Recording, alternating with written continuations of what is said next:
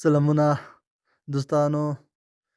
اکثره دوستان چې په بهر کې دي دا مشکل لري چې دې ته یا د واتساپ له لارې میسج راشي او یا د مسنجر له لارې او یا د انسټاګرام له لارې یا کومه داسې لیکنه وي چې یا په فیسبوک کې وي یا په ټیک ټاک کې وي یا بل ځای کې وي خو په بله ژبه وي او دی نشي کولی چې هغه دی ووایي مثال په خپله پښتو باندې یا داسې وشي چې دی ته په کومه کمپنۍ کې وي خو د کمپنۍ له لارې دی ته ایمیل راشي خو دغه ایمیل په بله ژبه کې وي که نه دی نشي کولی چې هغه ایمیل باندې پوه شي او دغه دپاره چې اپس راغلی دی چې هغه په واسطه تاسو کولی شئ چې په یوه کلیک سره او یا د هغې څخه کومه برخه ترجمه کوئ نو په اسانه سره کولی شئ چې هغه ترجمه کړئ. اوس راځم په پلی سټور باندې کلیک کوم. په پلی سټور بیا سرچ باندې کلیک کوم. بیا په دې سرچ کې ورته لیکم EZ ترانسلیټ سکرین. په دې کلیک وکړئ.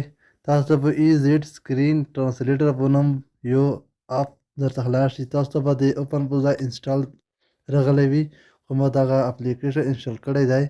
ما ته اوپن راغلی وروسته په دې غټ بټن ورڅخه وځم. اوس راځم په دغې ټاپ ترانسلیټ باندې کلیک کوم. دا هماغه سافټویر دی.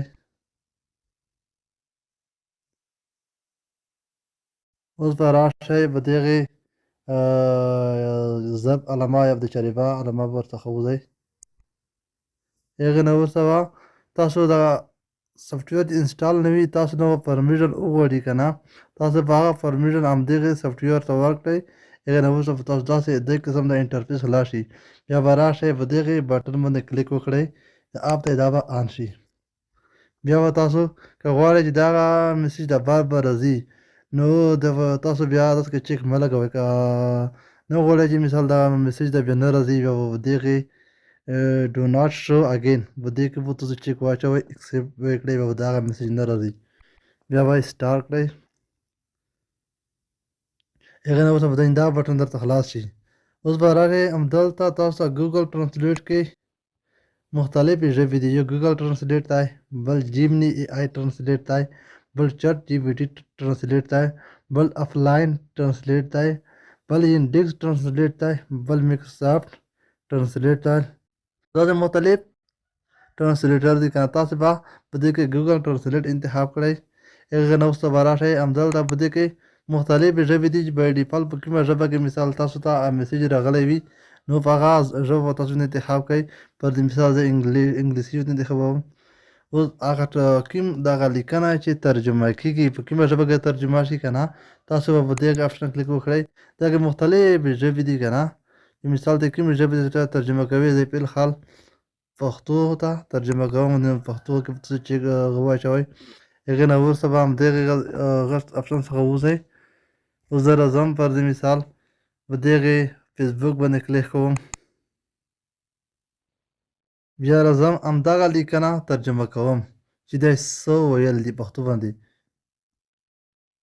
په دغې بټن به راخلئ همداسې کې به تاسو همدا قسم تاسو کتلی شئ چې کلیک مې وکړو هغه لیکنه یې پښتو ترجمه کړله. بیا چې کله د آپشن غیر فعاله وی نو دغه چریبه علامه به ووایئ نو دا آپشن به غیر فعال شي.